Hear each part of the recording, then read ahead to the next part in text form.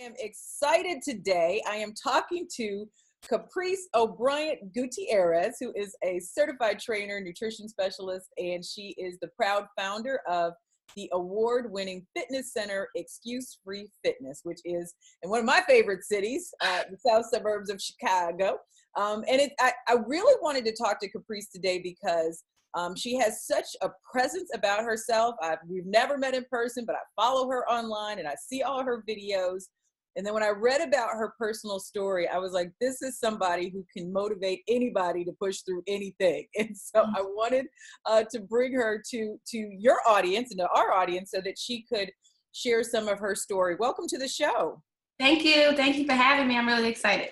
I'm really excited to have you here. So tell us a little bit about your background, because I mean, you went through a horrible ordeal that left you with a traumatic brain injury, epilepsy, and amnesia that you had to push through. Absolutely. So I was actually in two different major car accidents. One when I was 14, and then the second when I was 17. And then when I got amnesia was when I was 19. I had a seizure. I hit my head on the concrete, and I woke up in the hospital. I didn't know my name.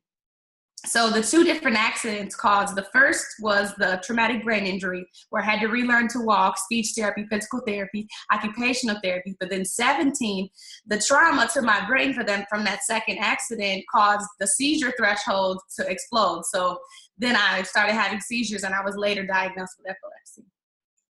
And then the amnesia at 19.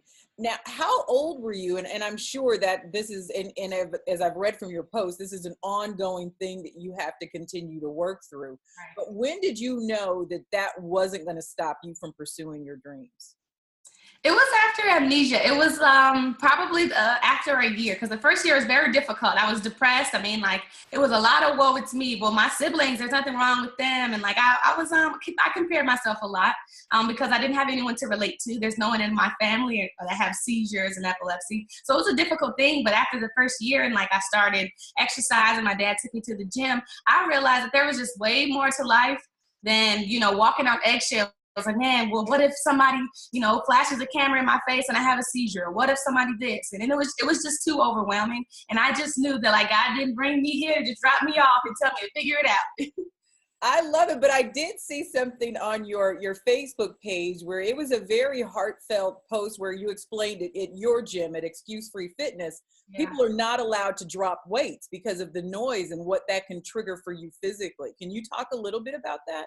Absolutely. I have hypersensitivity to sudden loud sounds, or even if it's not sudden, any loud sounds, it could almost tell my body to shut down. If my body is trying to protect itself from any more trauma. So like if someone drops a weight, I immediately, most times I fall, but I try to, stay strong as I can.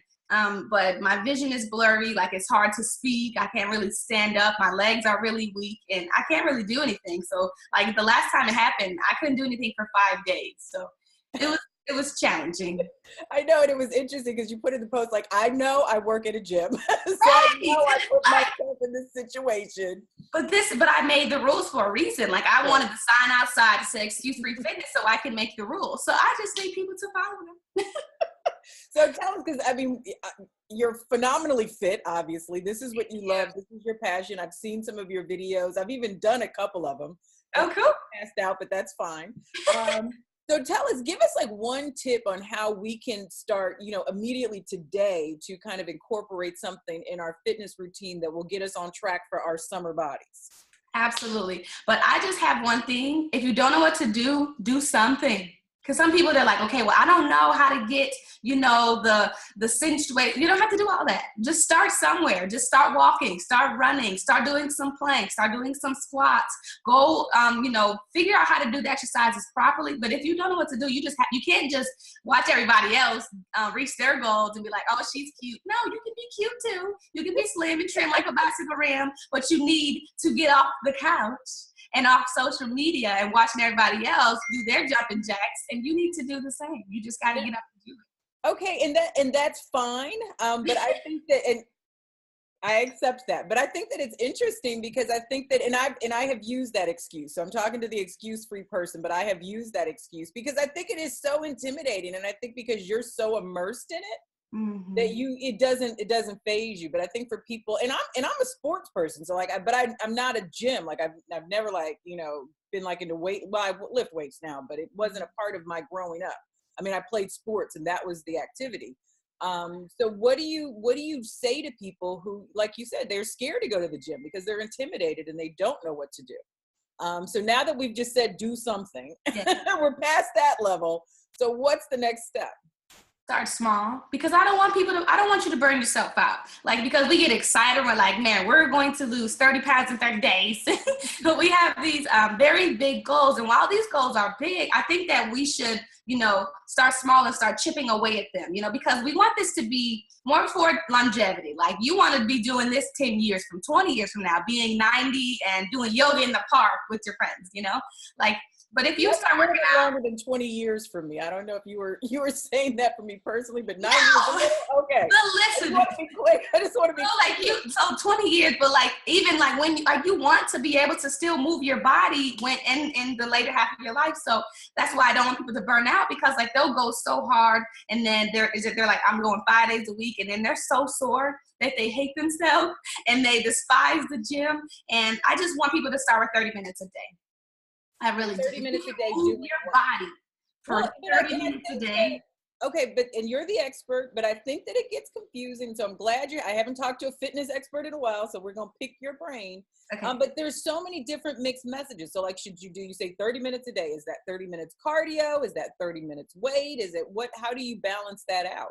Oh, definitely. We need to have more of a hybrid program. So let's say we're not going to go 7 days a week. Let's say we're going to do 4. So that means 2 days you can do strength training and 2 days you can do cardio. Okay. And even some people, they may be like, no, I can do 45 minutes. I can do an hour. If you're going to do strength training, whether it be dumbbells, kettlebells, or just using your own body, which is resistance training, then you want to do the resistance training first and then the cardio. Because if you do cardio before resistance training, you're exhausting your muscles and you're getting the muscle fatigue before you even lift the weights, and then you're compromising your form, and you're not getting the full benefit and maximizing you're not getting the full benefit and maximizing the workout. So I would do like Monday strength train, and if you have the time, if you have like the muscular endurance and the stamina, then do your cardio after that, whether it be intervals, or you can jump rope, you can do run outside, you can walk outside, you can go skating, whatever the case may be, but always do your strength training first, because you need to build the muscle. So because the more muscle you have, the more fat you burn.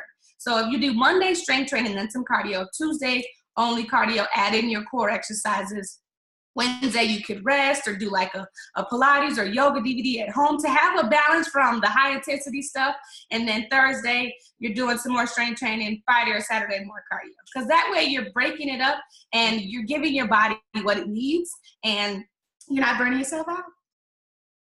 I love it. I love it. So I want to go back because I think it's important that people understand, because one of the things that I'm a firm believer in is people sharing their stories in order to motivate other people to get, first of all, to have permission to share theirs or feel more comfortable sharing theirs, but also to know that, like literally people can overcome anything. Yes. If they have certain things in place. So for you, what was the first, let's say, year, once you decided that your dad took you to the gym and you decided that there was more to life and that you were going to beat this and not to let it continue to beat you? What was that first year like? It was a lot of confusion because I didn't know I was trying to be who everyone said I was, like before amnesia. So they're like, who you were. Exactly. So I don't remember the first 19 years of my life. Like the first car. You don't remember them? I do not. Wow, I didn't know that. Yeah, so I only know what I've been told. Wow. So after amnesia, this was 2012, June 18th of 2012. So it's going to be 6 years this year. It still tears you up? Just a little bit, but I'm strong. So I think that I was trying to be like everyone else. I was trying to be what everyone said I was. They're like, oh, well, you wanted to be a doctor. You wanted to be in college. Like, you wanted to be a track star. So I'm like, okay. And like, I became like this sponge. So I became my mom. I became my twin brother. I became my boyfriend. He's my husband now. But like, I became all these people. And I'm just like, eh. And then like after this first year, I started to, well, actually it was the second year because it took me a while to really be like, okay, what does Caprice want? Like, I don't want to be a doctor. I don't want to do this thing anymore. I want to, you know, find something. I want to turn my pain into my purpose without compromising who I am. And it took some time, but the first thing that I learned was nutrition.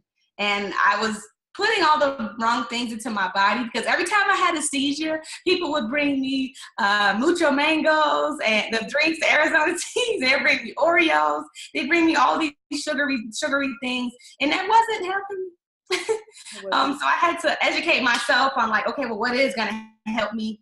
And no, it's not, well, you can just run it off. And, you know, I got that a lot, but I had to educate myself and like. Somebody told you could just run it off? Oh my gosh, you'd be surprised.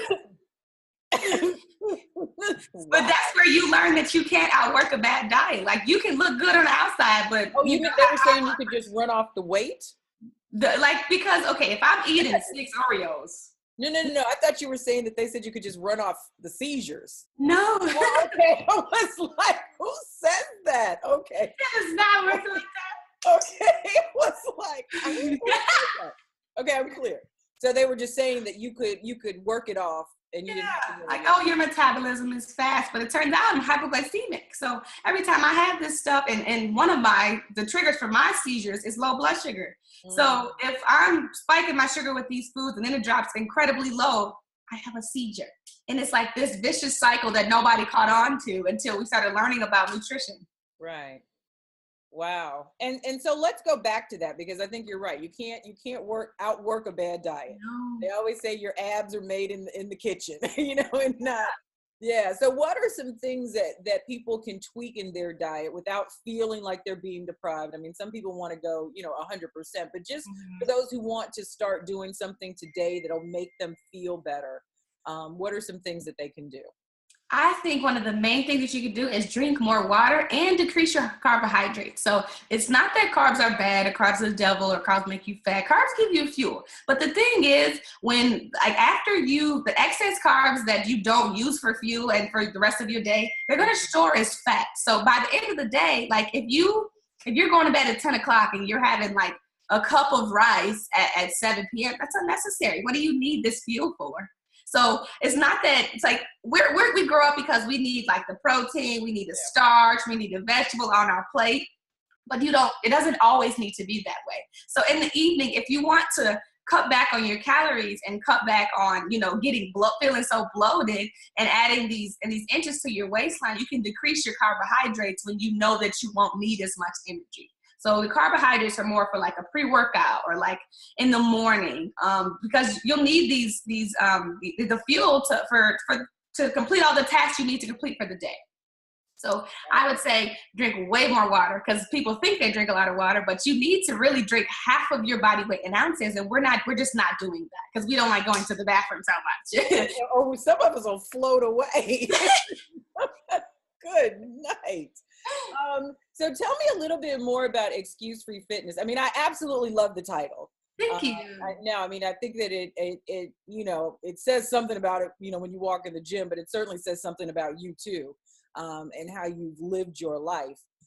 What is different about Excuse-Free Fitness other than you and the no dropping of weights rule? Excuse-Free Fitness is a private boutique studio. So we do one-on-one training and then the large group classes. But the difference is the experience because there's 400,000 personal trainers in America. I know. But you can't get Caprice. You can't get Marcus. You can't get Coach Robin, like Juanita, like Brianna. Like you can't get like these people. They're so passionate about what they do. And like, it's just not the same. There's no, like when you walk into Excuse-Free Fitness, it's almost like this aura that you can just sense, and it's just so positive, and everyone is so friendly and very supportive. Like if you planked longer than 45 seconds and you've been trying to do that for a long time, people are going to notice and they're going to congratulate you. You know, like people are going to notice when you're not there. And the thing for me is these big box gyms, they take your money, but they don't take attendance, okay? They don't care if you're not there. So but for us, we really care if you're not there. And we notice, like, we'll check on you, and we're there to keep you accountable. Because without accountability, there is no consequence for your inactivity. So our goal is for people to actually reach their goals. It's so much less about numbers and then more about people actually changing their life and adopting the excuse-free lifestyle so that, you know, they become this vessel of change in their little community, in their world. Because then, like, their kids want to come, their kids want to eat broccoli, and, you know, it's just great. And you know what, and I want to say this, and you correct me if I've gotten the story wrong. I've just kind of observed this whole thing. But you mentioned Juanita Williams, who's also a friend of mine.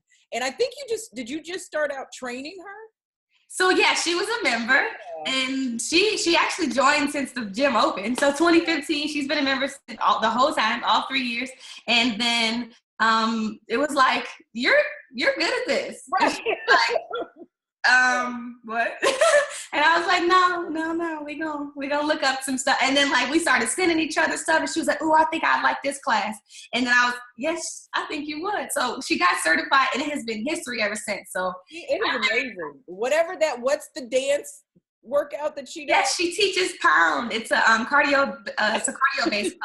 Yeah, and I see videos, and I'm like, wow, it's amazing. So that also, though, is just a testament to who you are and how you can inspire people, not just to make a commitment to join a gym, but really change their lifestyle and embrace it. So I just wanted to point that out as well. So well done, ma'am. Yeah. And I know that you have an online challenge that you are doing. How can people find out more information about that, and tell us a little bit about what it is? Absolutely. So the 21-day challenge is 3 weeks of accountability support. So you get, a lot of people don't know what to do when it comes to the gym. So I've created 3 weeks of workouts, and then I recorded the videos of how to demonstrate the exercises so you can do them properly. So everything is sent to you electronically. And then people don't know what to eat when they go to the grocery store. So I have created different meal plans. So each week there's a different meal plan. There's a grocery list, and there's recipes. So it's, what do I eat? What's in it? How do I make this food? And everything is sent to you electronically. And you can find it at excusefreefitness.com/challenges. All right. Well, I'm in. I'm going to take the challenge. Awesome. Take the challenge, and I will definitely come visit the gym next time I'm in the Chicagoland area. I love who you are. I love what you do. I think that you are an amazing testament to what you can do once you put your mind to it. And so, like I said, we've been attached to each other on social media for a while, and I watch you and I cheer you on. Thank you. And so I'm so pleased to be talking to you today, and I can't wait to meet you in person. Yeah, me too. Caprice O'Bryan Gutierrez, thank you so much, darling. I will talk to you soon.